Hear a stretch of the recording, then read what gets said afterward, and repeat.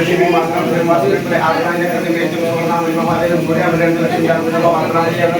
दोस्तों, स्वागत है आपका मेरे इस वीडियो में। आज के वीडियो में हम आपको 12 ज्योतिर्लिंग के दर्शन कराएंगे। हम आपको इस वीडियो में बताएंगे कि ये 12 ज्योतिर्लिंग भारत के किस किस स्थानों पर स्थित हैं, और साथ ही साथ हम इन 12 ज्योतिर्लिंग के जुड़ी हुई पौराणिक कथाओं के बारे में भी जानेंगे। और वीडियो स्टार्ट करने से पहले मैं आपसे कहना चाहता हूं, अगर आप मेरे इस चैनल में पहली बार आए हैं तो मेरे इस चैनल को सब्सक्राइब जरूर कर लीजिए। चलिए स्टार्ट करते हैं आज हम अपने इस वीडियो से। सोमनाथ ज्योतिर्लिंग गुजरात। सोमनाथ ज्योतिर्लिंग 12 ज्योतिर्लिंगों में से सबसे पहला ज्योतिर्लिंग है और ये गुजरात के सौराष्ट्र में स्थित है। और इस ज्योतिर्लिंग का संबंध स्वयं चंद्रदेव से है, तभी इसका नाम सोमनाथ है। इसके पीछे की पौराणिक कथा कुछ इस प्रकार की है। चंद्रदेव की शादी दक्ष राजा की 27 पुत्रियों के साथ हुई थी।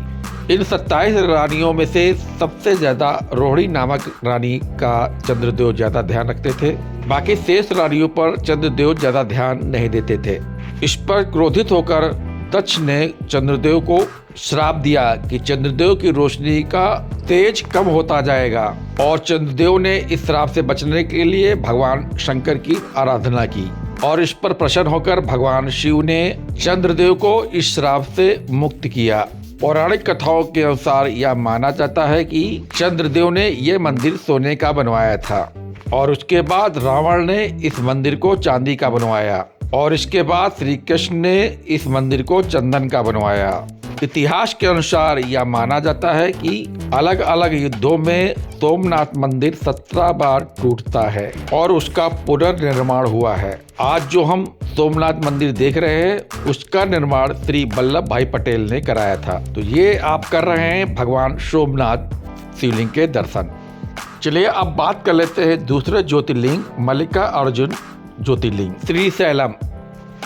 मल्लिकार्जुन ज्योतिर्लिंग आंध्र प्रदेश के श्रीशैलम में कृष्णा नदी के तट पर स्थित है। इसकी पौराणिक कथा कुछ इस प्रकार की है।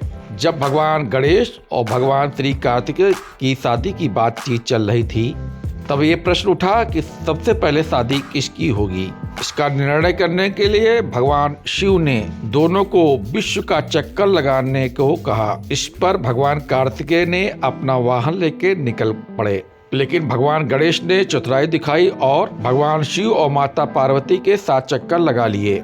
जब भगवान कार्तिकेय वापस लौटे तो उन्हें लगा कि हमारे साथ छल हुआ है, तो वो रूठकर कैलाश पर्वत को छोड़कर क्रौंजा पर्वत पर जाकर निवास करने लगे। और माता पार्वती के कई बार कहने पर भी उन्होंने अपना हट नहीं छोड़ा और वो कैलाश वापस नहीं आए। तब भगवान शिव और माता पार्वती स्वयं ही कैलाश छोड़ करके श्रीशैलम में आकर रहने लगे। तो इस तरह से प्रसिद्ध हुआ ये मल्लिकार्जुन ज्योतिर्लिंग के नाम से। महाकालेश्वर ज्योतिर्लिंग उज्जैन। महाकालेश्वर ज्योतिर्लिंग उज्जैन के शिप्रा नदी के तट पर स्थित है। ऐसा कहा जाता है कि महाकालेश्वर ज्योतिर्लिंग स्वयंभू है, यानी वो खुद से यहाँ पर उत्पन्न हुआ है। महाकालेश्वर ज्योतिर्लिंग की विशेषता यह है कि ये मात्र एक दक्षिणमुखी ज्योतिर्लिंग है। यहाँ प्रतिदिन सुबह 4 बजे भस्म आरती होती है, जो कि पूरे विश्व में प्रसिद्ध है। उज्जैन के लोग महाकाल को उज्जैन नगरी का राजा मानते हैं। तो ये रहे भगवान महाकाल के दर्शन, आप मेरे सामने कर लीजिए।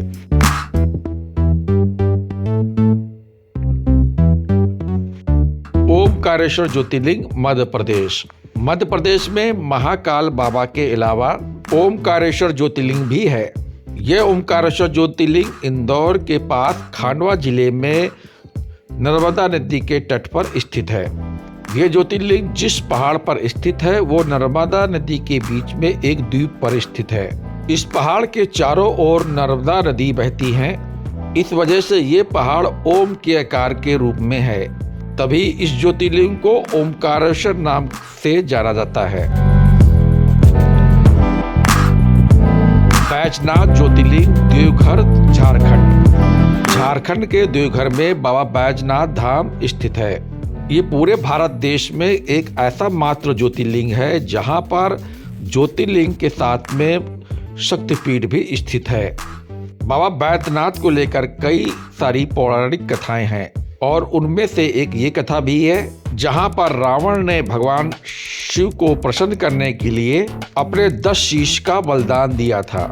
भगवान शंकर प्रसन्न होकर रावण को दर्शन दिए और रावण का इलाज किया। तभी इस धाम को बैद्यनाथ धाम के नाम से जाना जाता है, क्योंकि भगवान शंकर ने रावण को वैद्य के रूप में ठीक किया था। भीमाशंकर ज्योतिर्लिंग महाराष्ट्र। भीमाशंकर ज्योतिर्लिंग महाराष्ट्र के पुणे के पास सह्याद्री पर्वत पर स्थित है। यहाँ से भीमा नदी उत्पन्न होती है। इसकी पौराणिक कथा कुछ इस प्रकार की है। त्रिपुरासुर राक्षस नामक इस स्थान पर काफी उत्पात मचा रहा था। उसको खत्म करने के लिए भगवान शिव स्वयं यहाँ पर आए और उससे युद्ध किया और उसे स्वयं खत्म किया। युद्ध के बाद भगवान शिव काफी थक गए थे और यहाँ पर बैठकर उन्होंने यहाँ पर आराम किया। ऐसा माना जाता है कि भीमा नदी का जन्म उनके पसीने से हुई है और उसके बाद वहाँ के लोगों ने भगवान शिव से प्रार्थना की कि वो यहाँ पर बस जाए, तो भगवान शिव ने भीमाशंकर नामक के ज्योतिर्लिंग के रूप में सदा सदा के लिए यहाँ पर स्थापित हो गए। रामेश्वर ज्योतिर्लिंग तमिलनाडु। रामेश्वर ज्योतिर्लिंग तमिलनाडु के रामनाथ नामक स्थान पर है। ये 12 ज्योतिर्लिंगों में से एक ज्योतिर्लिंग तो है ही, साथ ही साथ हिंदू धर्म के 4 धामों में से एक धाम भी है। रामेश्वर ज्योतिर्लिंग की स्थापना भगवान स्वयं राम ने की थी। लंका तक जाने के लिए, समुद्र पार करने के लिए भगवान श्री राम ने स्वयं इस ज्योतिर्लिंग की स्थापना की थी। तभी इसको रामेश्वर ज्योतिर्लिंग के नाम से जाना जाता है।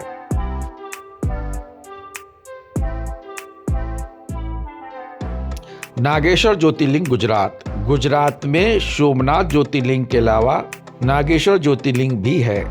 ये ज्योतिर्लिंग गुजरात के द्वारका के पास द्वारकाना नामक जंगल में स्थित है। ये ज्योतिर्लिंग बाबा शंकर के नागों के रूप को दर्शाता है। शिव पुराण के अनुसार इसकी एक कथा भी प्रचलित है। माना जाता है कि यहाँ पर एक राक्षस का जोड़ा रहता था जिसका नाम था दारुका और द्वारकी। द्वारकी माता पार्वती की भक्त थी और उसे माता पार्वती से वरदान भी मिला हुआ था और द्वारका यहाँ पर काफी उत्पात मचाने लगा और यहाँ पर आकर यहाँ के लोगों को परेशान भी करने लगा। उसमें शिवप्रिया नामक एक भक्त को अन्य लोगों के साथ उसे बंदी बना लिया। इस पर सब लोगों ने शिव जाप शुरू कर दिया। तब भगवान शिव ने यहाँ पर उनको रक्षा करने के लिए यहाँ ज्योतिर्लिंग का रूप दिया। तब से यहाँ भगवान शंकर नागेश्वर ज्योतिर्लिंग के रूप में विराजमान है। विश्वनाथ ज्योतिर्लिंग बनारस। उत्तर प्रदेश के बनारस शहर में बाबा विश्वनाथ ज्योतिर्लिंग है, जिसे दुनिया की सबसे पुरानी नगरी भी माना जाता है। यहीं पर काशी विश्वनाथ जी का मंदिर है। काशी सभी धार्मिक स्थलों में सबसे ज्यादा महत्व रखता है।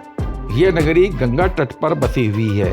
काशी विश्वनाथ के दर्शन आदि शंकराचार्य जैसे मुनियों ने भी किए हैं। ऐसा माना जाता है कि दुनिया में प्रलय आने पर यह स्थान वैसा ही बना रहेगा। ऐसा कहा जाता है कि इसकी रक्षा के लिए भगवान शिव अपने त्रिशूल पर उठा लेंगे और सब कुछ ठीक होने पर पुनः इसे उसी स्थान पर रख देंगे। जो इस समय हम जिस काशी विश्वनाथ भगवान के दर्शन कर रहे हैं, उस मंदिर का निर्माण अहिल्याबाई द्वारा कराया गया था। तो ये है बाबा विश्वनाथ मंदिर के दर्शन। तो मेरे साथ करिए काशी विश्वनाथ ज्योतिर्लिंग के दर्शन बाहर से।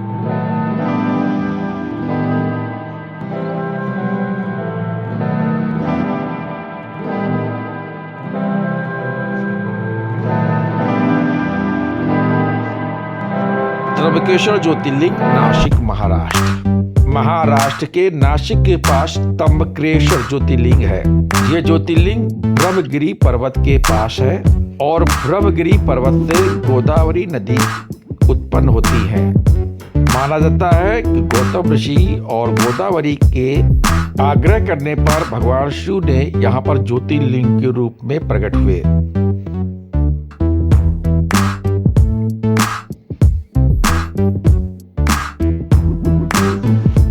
केदारनाथ ज्योतिर्लिंग उत्तराखंड। उत्तराखंड के रुद्रप्रयाग जिले में केदारनाथ ज्योतिर्लिंग है। गौरीकुंड के आगे जाकर मंदाकिनी नदी के तट पर बाबा केदारनाथ विराजमान है। इस मंदिर का निर्माण पांडवों ने कराया था। महाभारत युद्ध के पश्चात पांडव अपने भाइयों की हत्या के पाप से मुक्त होना चाहते थे, इसलिए वो भगवान शंकर के दर्शन चाहते थे, पर भगवान शिव उनसे नाराज थे और उन्हें दर्शन नहीं देना चाहते थे। इसलिए भगवान शिव बैल का रूप धारण करके केदार घाटी पहुंच गए, पर पांडव उनका पीछा करते करते केदार घाटी पर आ गए। तब भगवान शिव धरती में समाने लगे। तब भीम ने उनकी पीठ पकड़ ली थी। तभी यहाँ पर केदारनाथ बैल के पीठ के रूप में विराजमान है। भगवान शिव ने प्रसन्न होकर पांडवों को दर्शन दिए और उन्हें पाप से मुक्त किया। तब पांडवों ने यहाँ पर केदारनाथ मंदिर का निर्माण कराया। ये मंदिर काफी प्राचीन है और माना जाता है यह मंदिर 400 वर्षों तक बर्फ में दबा हुआ था। घृष्णेश्वर ज्योतिर्लिंग महाराष्ट्र के औरंगाबाद के पास एलोरा केव है और इन्हीं एलोरा केव के पास है घृष्णेश्वर ज्योतिर्लिंग। इस ज्योतिर्लिंग की यह महिमा है कि यहाँ पर शिव जी की भक्त घुष्मा नाम की भक्त थी। उसकी बहन ने उसके पुत्र को मार दिया था। अपने भक्त पर इस प्रकार के अन्याय को देखकर भगवान शिव यहाँ पर प्रकट हुए और घुष्मा को दर्शन दिए और इसके बाद भगवान शिव यहाँ पर ज्योतिर्लिंग के रूप में स्थापित हो गए। ये हैं हमारे 12 ज्योतिर्लिंग जिसको मैंने आपको दर्शन करा दिए हैं। ओम नमः शिवाय।